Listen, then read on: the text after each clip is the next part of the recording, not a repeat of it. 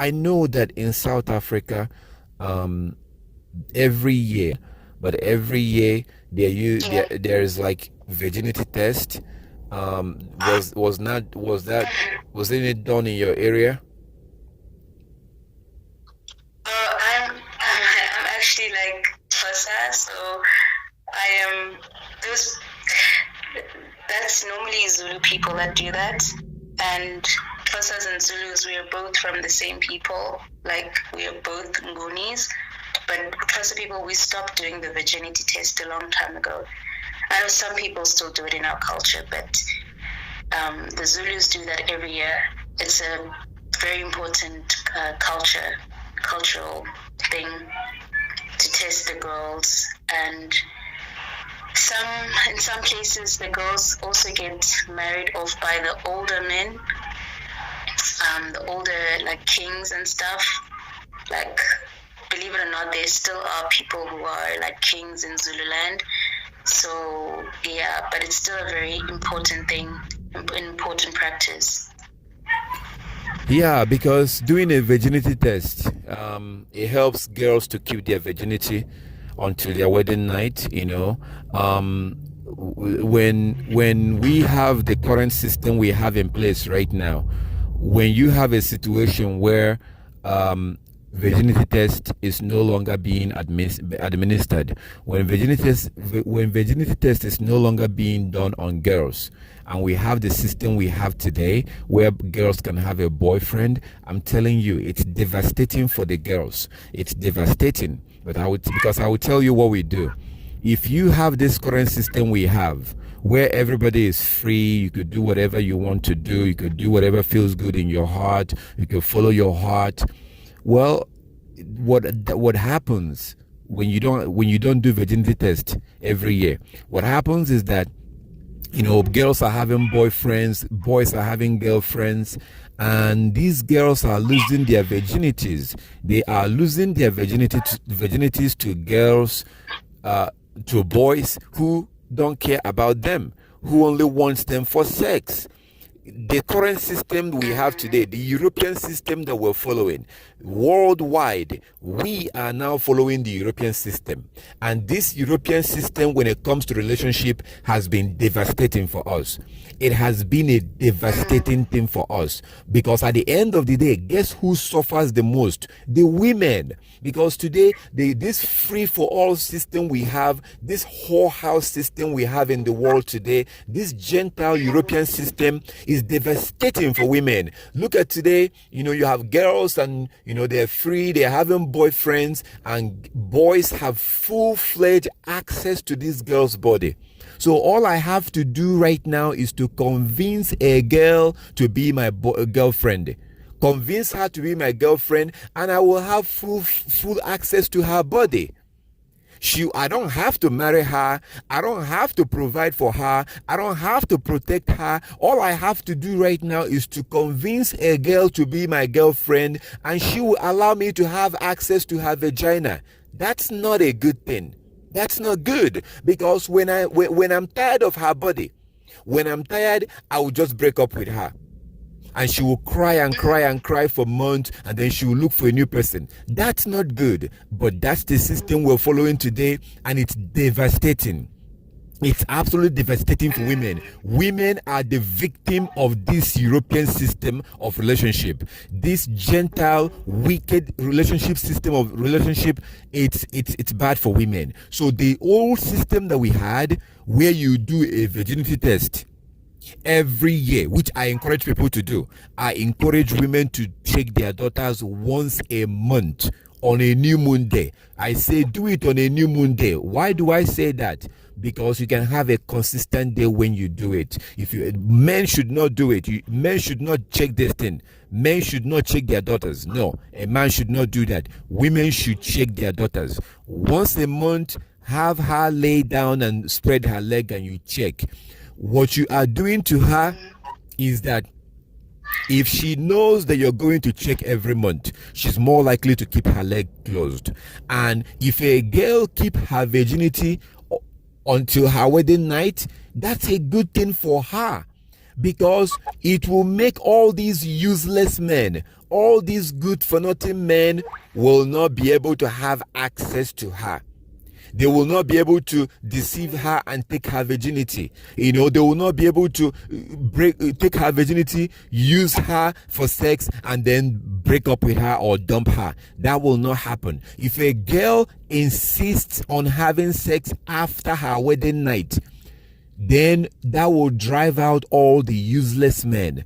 And only a man that truly loves her will wait and pay her bride price and wait until her wedding night. That's the way the Most High intended. But we have rejected the will of the Most High on this issue. We are now following the European way, and it's been a devastating thing for women. So today, most women lose their virginity, and they honestly, with all their heart, give their virginity to a man that they thought loved them. Most women lose their virginity to a man that they were thinking that this man loved her. She's thinking that this man loved her. At the end of the day, the whole relationship will break up. Most breakups are initiated by men. They are initiated by men. When a girl loses her virginity to a man, it's because most of the time, it's because she loves that man. Because she's thinking that she's going to be together with this man for the rest of her life. Most of the time, when the man is done with her body, the man will break up with her and dump her. This is happening because we're following the European system. The system that we had before, where girls are checked every year or every month, that's a good system. Girls should be checked at least once a month. And that will remind them to keep their virginity until their wedding night. Because our Heavenly Father says that if a girl loses her virginity before her wedding night, that girl is supposed to be killed. That is Deuteronomy chapter 22, verse 13 to 21. A girl that loses her virginity, and parents have to teach their daughters this. A girl that loses her virginity to a man who is not her husband, who did not pay her bride price, according to our Heavenly Father, that girl is supposed to be killed. So we have to restore this virginity test again. The virginity test has to be restored. I commend the Zulus who are still doing it. I commend all the cultures who are still doing virginity test. I commend all the parents who are still doing virginity test on their daughters, and all the parents that are going to continue doing it. It's very important. It encourages your daughter to keep her virginity. And once your daughter insists, once a girl insists, if a girl insists on waiting till her wedding night, I guarantee you that is going to turn a lot of men away, a lot of men who don't care about her. Because I remember when I was growing up, there was a girl that I thought I liked her, but actually it was her body that I liked. I really wanted her body so bad. I did everything I could to have sex with her. I remember the day that I came very close. We're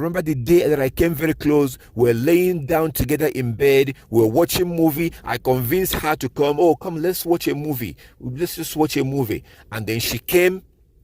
And then we're watching the movie. And then we lay down in bed. And then I began to touch her. She said no. I thought, oh, yeah, she's just saying no. I'm going to convince her. I tried and I tried and I tried and I tried. She said no. She told me, I'm in a convent school. I cannot do it. I'm a virgin. I cannot do it. I cannot have sex. Basically, she cannot have sex until her wedding night. I was frustrated.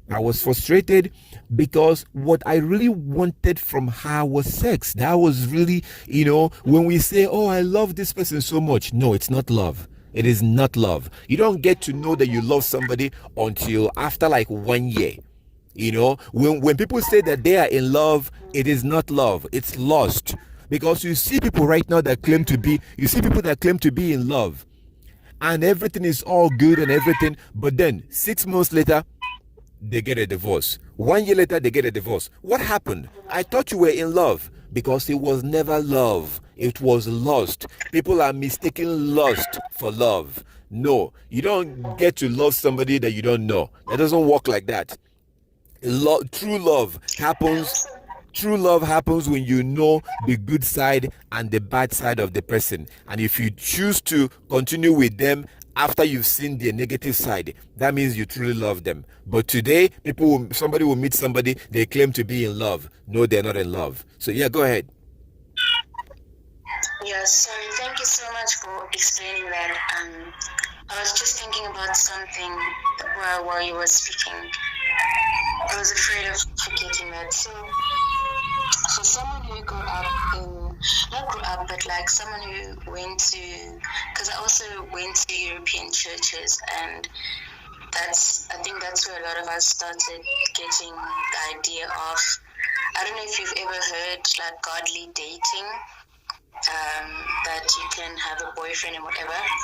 So what then happens to, I know now this is going a little bit off topic, but it's just a concern. I wanted to ask you, like, maybe before we close off on the subject, I wanted to ask you, so like what would you suggest that I now do when it comes to someone who maybe has been indoctrinated and who went to these churches that talk about that you can't have a boyfriend because there is godly dating and you can have interracial marriage.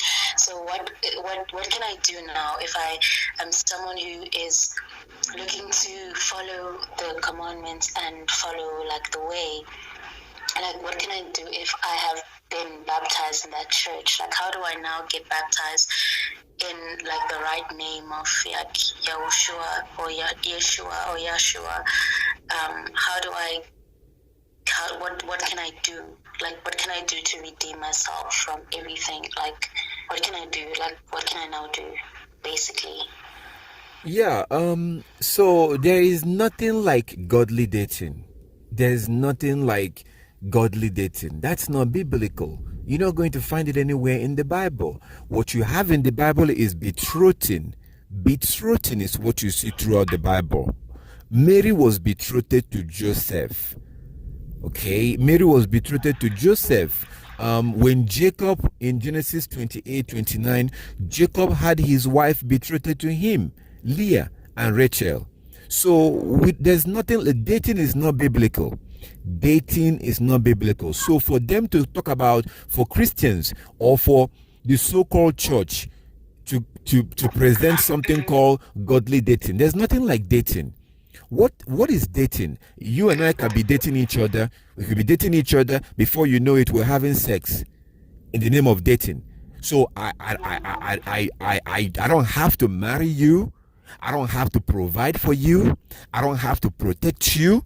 I don't have to do any of that. But we're dating. So once we start dating, of course, that means that I now have full access to your body. I now have access to your body because we are dating. You cannot have sex with any other man because you're not dating. But if you and I are dating, now I can have sex with you. This is a wicked idea. That's a wicked doctrine because Christianity is satanic. No, there's nothing like godly dating or righteous dating. No, dating is not in the Bible. Nobody was dating anybody in the Bible. What you had was marriage, betrothing, and then marriage. Betroth and marry. A girl is betrothed to a man, like Mary was betrothed to Joseph. But when a girl is betrothed to a man, there's no sex. They cannot have sex until he marries her. Then they can have sex. So dating is not biblical, not to even mention godly dating or righteous dating. That's not biblical. That's a wicked idea. Okay, so there's nothing like that. It's not biblical. So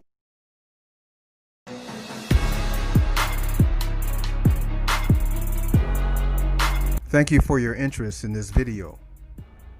If you have any questions, please feel free to contact us through WhatsApp. You can call us or send us a message. You can also email us at lawstogod@gmail.com. Check out our website at www.lawstogodskingdom.com. Download our mobile app from the Android store. Search for Laws to God app.